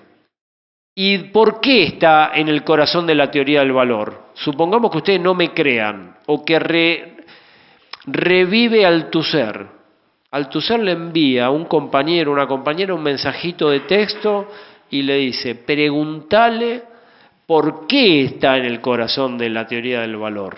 Porque si no es muy caprichoso decir eso. Bueno, ¿por qué? Una posible interpretación sería porque la clave de la teoría del valor está en la noción de trabajo abstracto, que solo es explicable vinculada a la teoría del fetichismo. Si no tenés la noción de trabajo abstracto, no podés explicar el valor. Si el dinero es valor que se valoriza y el capital es valor que se valoriza, ¿no? El dinero es la expresión del valor generalizado. Y cuando ese valor generalizado contrata fuerza de trabajo y la emplea en la producción, se transforma en capital. Entonces, la noción de capital, la noción de dinero como valor generalizado, como cristalización del trabajo abstracto humano, y la noción de valor como relación social de producción, no se entienden si prescindo de la categoría de trabajo abstracto. Entonces pregunta, ¿y qué es el trabajo abstracto? Y ahí viene la pelea. Yo le voy a dar mi interpretación. Si quieren saber qué pensaba el Che Guevara, vayan a su discusión con Alberto Mora. Porque tanto Alberto Mora, partidario del socialismo con mercado, como el Che Guevara, partidario de la planificación socialista, interpretaban de maneras distintas la noción de trabajo abstracto. Alberto Mora, ¿cómo lo interpretaba? Dice, trabajo abstracto es el vínculo entre las necesidades sociales y su satisfacción, entre la demanda y la oferta. Y el Che Guevara le dice, no, trabajo abstracto tiene que ver con el valor, no tiene nada que ver con las necesidades humanas. A ver, ¿me podés explicar mejor esta peleita, esta disyuntiva? Bien. Vamos a empezar definiendo trabajo abstracto. ¿Cómo lo define Marx al comienzo del Capital? Si hacemos una lectura lineal. Y Marx, para complejizarnos la vida, nos da una definición de trabajo abstracto que no está del todo completa. Porque él mismo, yo no sé si lo hizo a propósito, como Borges, que escribía para joder a los lectores.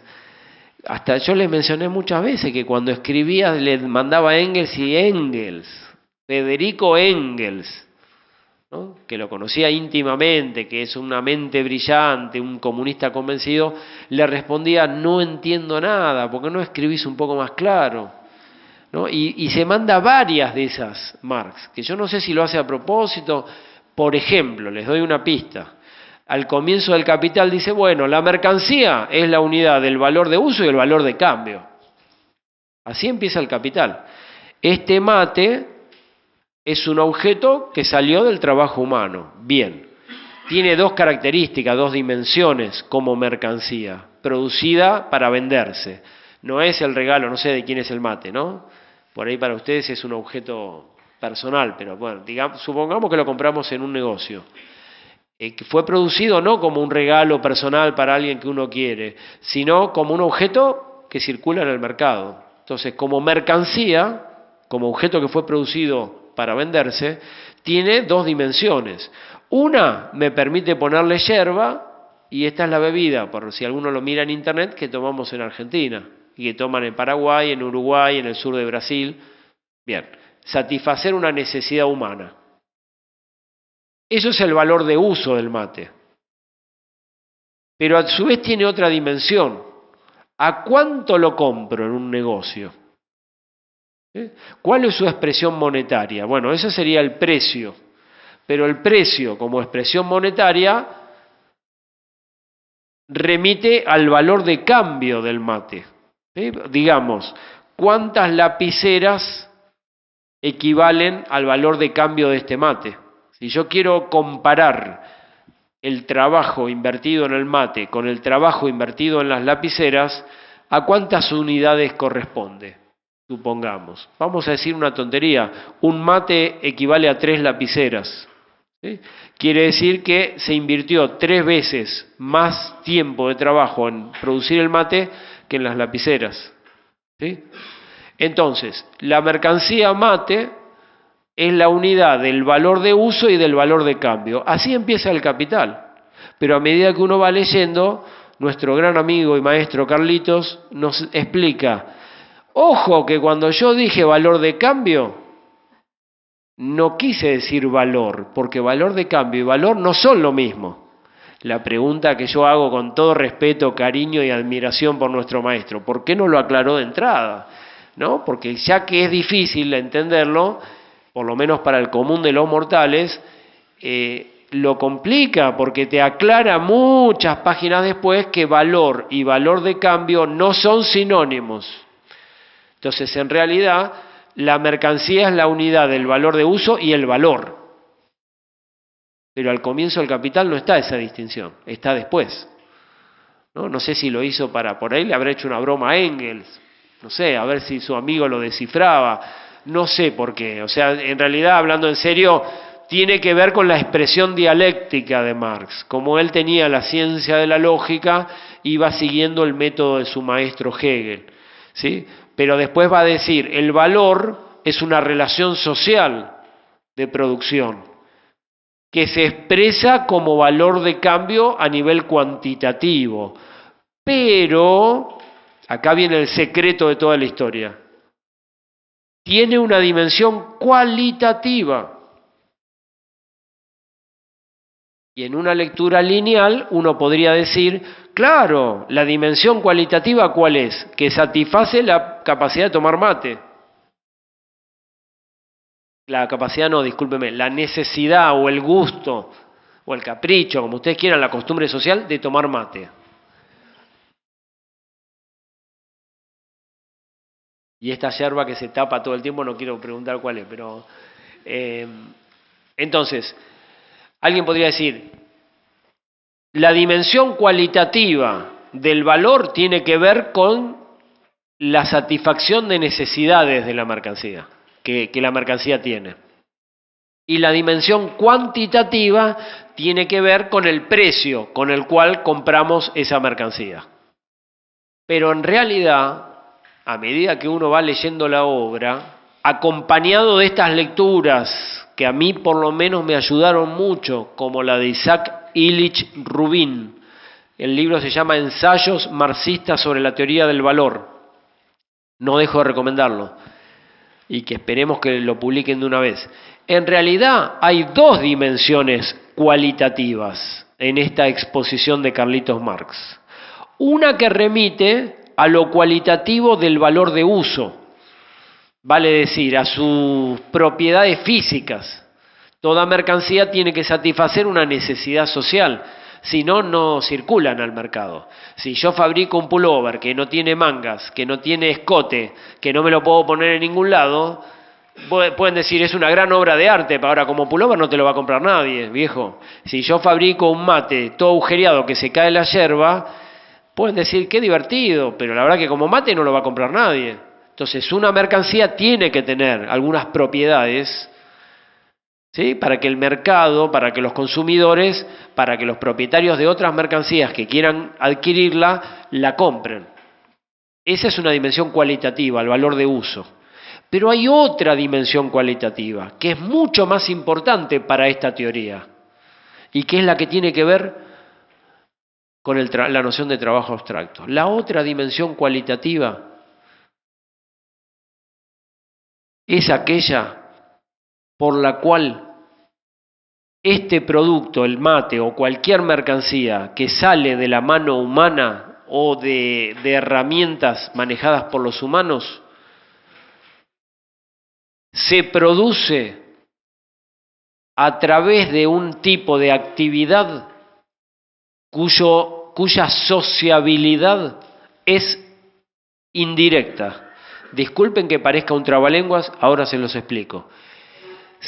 Las mercancías son resultado de una actividad. ¿Cuál es esa actividad? El trabajo humano, que en el mercado capitalista no se realiza de manera planificada de acuerdo a las necesidades sociales. Todo lo que dice la propaganda de la tele, esto lo hicimos pensando en vos. No, esto lo hiciste pensando en ganar plata. Todo eso es mentira, una gran fábula, una gran ficción del marketing, de que las empresas hacen los objetos pensando en el consumidor. Mentira. Si lo hacen pensando en el consumidor es para ver cómo obtener del consumidor más dinero. Pero las necesidades humanas reales a ninguna empresa le importa. Entonces, si hubiera una economía planificada, sin patrones obviamente y sin capital, donde se produce lo que realmente se necesita, el trabajo humano tendría una sociabilidad directa. De acuerdo a las necesidades, produzco. Una comunidad democráticamente decide que este año vamos a producir más mates y menos vino o menos cerveza, porque queremos desincentivar el alcoholismo. Por ejemplo, una fantasía. Y comunitariamente, incluso si quieren ustedes por asamblea, pero en la sociedad viven muchos, no se pueden hacer muchas asambleas. Haces una encuesta por computación, por computadora, por email, por mensajito de texto, con el medio tecnológico que quieras, consultás, preguntás y debatís, y decidís colectivamente y comunitariamente cuáles son las necesidades que vamos a privilegiar como comunidad. Supongamos que lleguemos, a privilegiar que queremos desincentivar el alcoholismo, supongamos. Entonces vamos a decidir que le vamos a dedicar del trabajo de toda la comunidad, del trabajo global, mucho más espacio y tiempo a producir mates o leche o lo que ustedes quieran, soda, que a producir vino, cerveza, vodka, lo que sea, Fernet, lo que a ustedes más les guste. Entonces, en ese caso, la producción, el trabajo de esa comunidad tendría una sociabilidad directamente vinculada con las necesidades sociales. ¿Decididas por quién? ¿Por 4 tecnócratas, ingenieros autoritarios que ganan 10.000 veces más que el común de un trabajador? No, decidido democráticamente, comunitariamente, tomando en cuenta las opiniones de los propios productores, que a su vez son consumidores. Entonces, en ese caso, se podría producir sin necesidad de mercado, sin recurrir a los mecanismos que funcionan en el mercado capitalista, donde uno sabe si lo que le dedicó al mate o lo que le dedicó al vino fue mucho o fue poco. ¿Cómo lo sabe? A partir de la oferta, de la demanda, de los mecanismos de los negocios. ¿Se entiende? Entonces, ¿qué es el trabajo abstracto? Es el trabajo humano realizado de manera no directa, no conectado directamente con las necesidades sociales, sino mediado ¿por quién? Por un monstruo perverso, que es el mercado y el dinero. 2 monstruos, 3 o los que quieran, porque encima este monstruo se multiplica, como en las películas de terror. Tiene una capacidad de multiplicarse increíble. Entonces, el trabajo abstracto es un trabajo humano que se socializa recién en el intercambio, recién en el comercio, recién en el mercado. Recién ahí se socializa. No hay una conexión directa, inmediata, es decir, sin mediaciones, entre las necesidades sociales comunitarias y la actividad humana que genera productos para esas necesidades. No hay una conexión directa, es una conexión indirecta. ¿Y quién es el mediador? El mercado. Por lo tanto, entre las personas media un equivalente general, el dinero, que es el espejo de todo el trabajo social global. En ese dinero, como equivalente general, se ven reflejadas todas las actividades productivas particulares. Los trabajos privados se vuelven recién sociales en el mercado. La conexión entre necesidades y su satisfacción está mediada por el dinero, está mediada por el mercado. Eso es el trabajo abstracto. El problema es que Marx, al escribir El Capital, empieza definiéndolo por su presupuesto más básico. ¿Por qué? Porque el método de Marx es un método dialéctico que va de lo abstracto a lo concreto, de lo simple a lo complejo.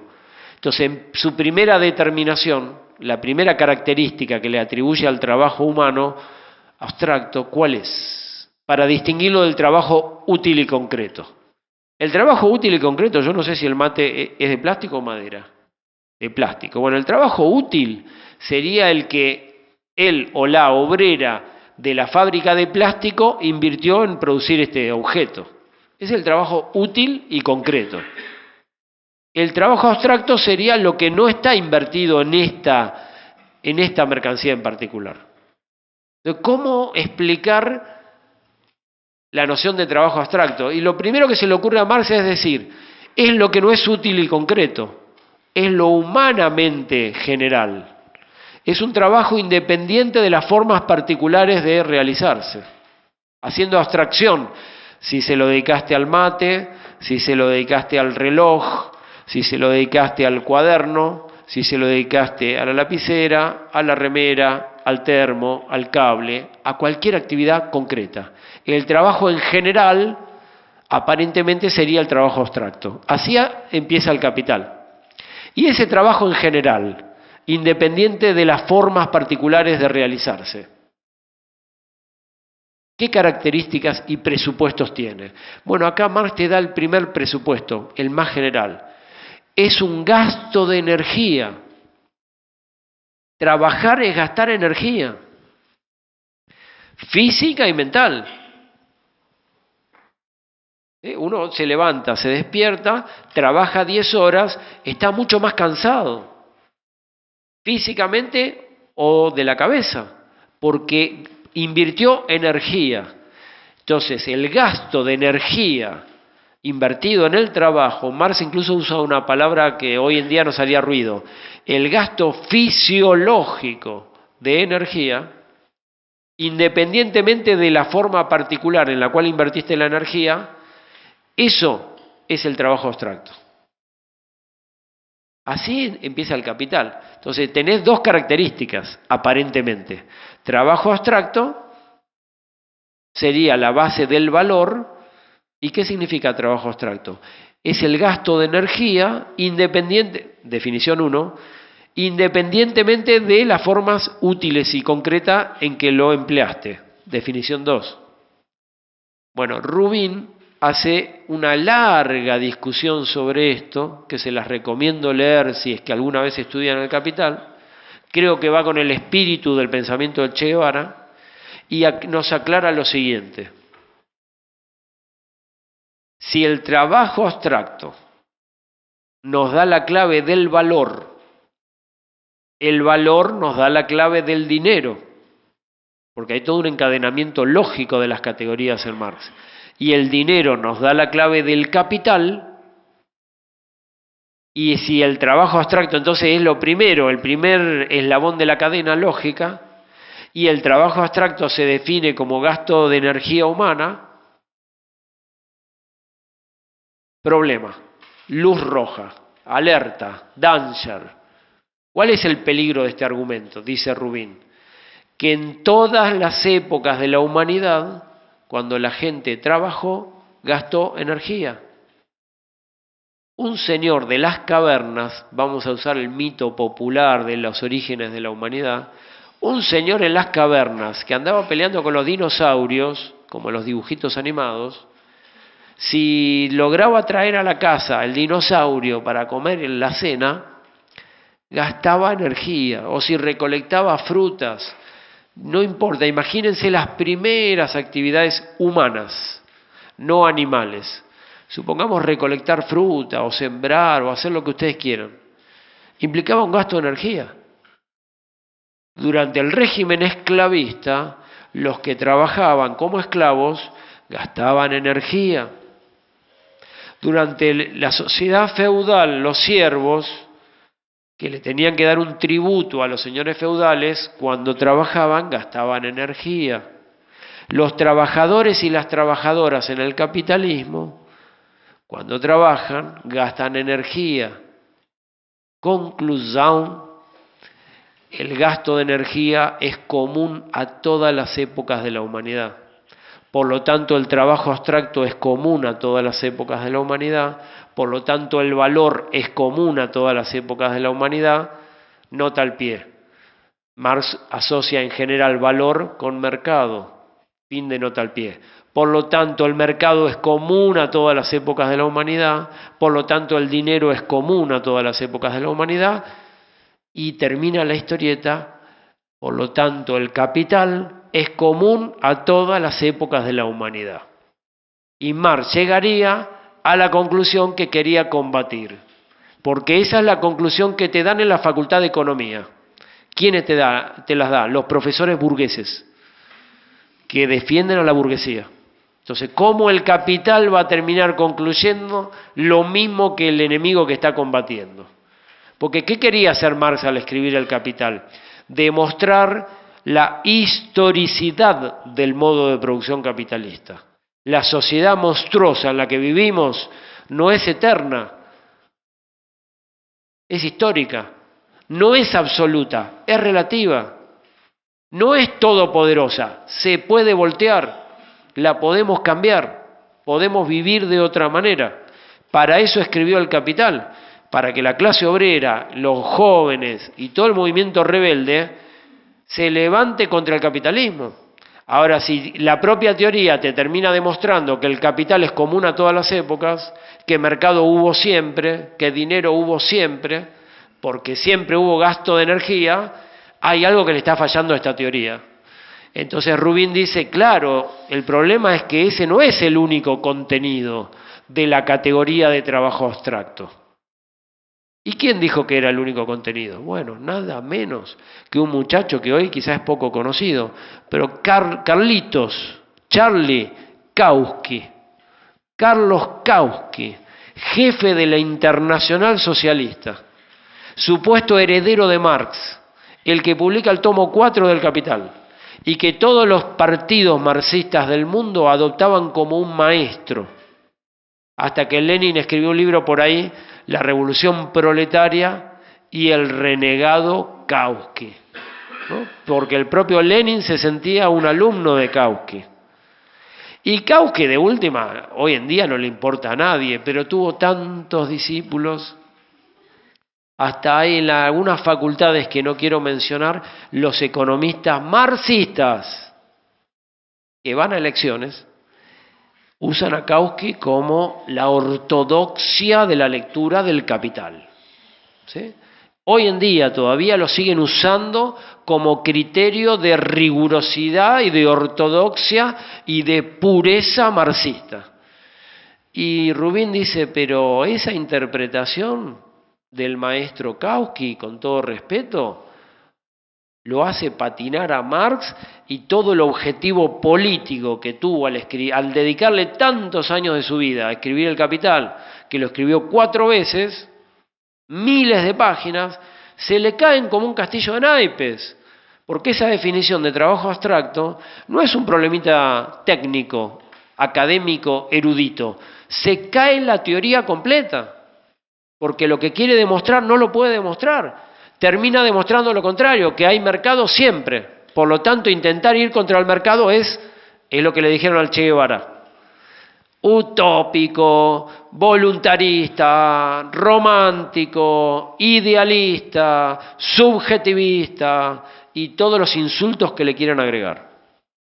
Entonces el Che Guevara, cuando decía vamos contra el mercado, ni era utópico en el sentido ni era idealista, ni romántico, ni subjetivista, ni voluntarista, toda esta serie de insultos, sino tenía una mirada del Capital de Marx desde otro ángulo, donde la noción de trabajo abstracto es una categoría historicista, históricamente determinada, que no es común a todas las épocas. Es la misma interpretación o por lo menos muy similar, de Rosa Luxemburgo. Las clases de Rosa a los obreros del partido alemán van en la misma línea del Che Guevara. Yo no sé incluso si el Che leyó esas clases de economía política de Rosa, pero igual, y en la misma línea de Lukács, en la misma línea de Rubin, las categorías del capital son históricas. No hay mercado siempre en la historia de la humanidad. Se puede vivir sin mercado. Nos podemos relacionar sin el equivalente general. No tenemos que arrodillarnos al Dios del dinero. Por lo tanto, la personificación de las cosas y la cosificación de las relaciones humanas no es ineluctable. Es propio del capitalismo. Se puede articular y ordenar la sociedad de otra manera. Esa es la gran conclusión política de esta teoría. Entonces, la noción de trabajo abstracto es la clave. Y el propio Carlitos Marx lo dice varias veces en El Capital y en su correspondencia. Si yo descubrí algo, fue que el trabajo humano tiene un doble carácter. Por lo tanto, útil y concreto y trabajo abstracto. Miren hasta qué punto el propio Marx identificaba en la noción de trabajo abstracto su gran descubrimiento. Él decía, me atribuyen la plusvalía. No, viejo, eso ya lo dijeron un montón antes. Me dicen que inventé la lucha de clases. No es cierto, si yo la adopté de otros historiadores. O sea, le atribuyen un montón de cosas. No, descubrí el trabajo abstracto. Que en el mercado capitalista el trabajo humano tiene como presupuesto el gasto de energía, pero tiene como determinación principal su historicidad. ¿Cuál es? Que es un tipo de sociabilidad indirecta, post festum, es decir, después de haber sido hecha. El trabajo abstracto se socializa recién en el intercambio, no desde la producción. Para poder sociabilizar el trabajo humano desde la producción, ¿qué haría falta? La planificación socialista. Esa es la lectura del Che. Para ir, nuestra gran lucha es obviamente contra el imperialismo, contra la burguesía, contra los patrones, contra el ejército, contra la policía, agreguemos hoy, contra todas las dominaciones de género, de clase, etcétera, nacionales, étnicas, pero sobre todo contra el trabajo abstracto. Es decir, contra el mercado. Una revolución que no vaya contra el mercado, decía el propio Che Guevara, es una caricatura de revolución. La revolución socialista tiene que ir contra el trabajo abstracto, tiene que postular un tipo de sociabilidad humana que no esté mediada por el equivalente general, por el dinero, por el mercado. Esa sería la conclusión política. Sabemos que va a contramano de la sensibilidad posmoderna. Sabemos. El guevarismo va a contramano, con esto terminamos, va a contramano de la sensibilidad instalada por el posmodernismo. Hoy en día vivimos al mercado como un pescado vive el agua. No nos imaginamos la vida sin mercado. Todo está mercantilizado, todo está cuantificado. ¿Sí? Todo. Y cada vez más aspectos de la vida están cuantificados. El capitalismo avanzó, conquistó nuevos territorios. El nuevo territorio, a mi modo de ver, uno de los tantos, conquistó la sexualidad, por ejemplo. La sexualidad que antes era concebida como algo íntimo, no sujeto a los debates políticos, hoy en día la sexualidad está completamente subordinada al mercado. Hasta hay negocios con una especificidad obsesiva para cada necesidad específica del mundo de la sexualidad. La sexualidad pasó a ser terreno de la mercantilización completa de la vida. Otra esfera que aparentemente estaba incontaminada y el mercado la fagocitó, la niñez. El mercado de la niñez. Es un mercado que genera millones. En fin, y podríamos agregar un montón. Entonces, la tesis central del Che, que es la mirada de Marx crítica del fetichismo, es que el fetichismo es la personificación y cosificación, tomar una cosa por otra, invertir la realidad. ¿Es un error del sujeto? No, es la realidad misma la que está invertida. Es la realidad misma.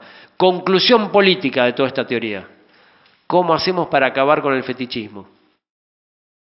Porque la mirada ingenua de algún segmento de la izquierda, de factura iluminista, creyó durante mucho tiempo que el pueblo es bruto, ignorante, y que si se lo explicamos mejor y le damos nuestro volantito o leen nuestros libros o miran estos videos, el pueblo aprende y se acabó el fetichismo. Y Marx es contundente. Dice, el fetichismo no se acaba con una buena explicación. Esas son las teorías del siglo XVIII.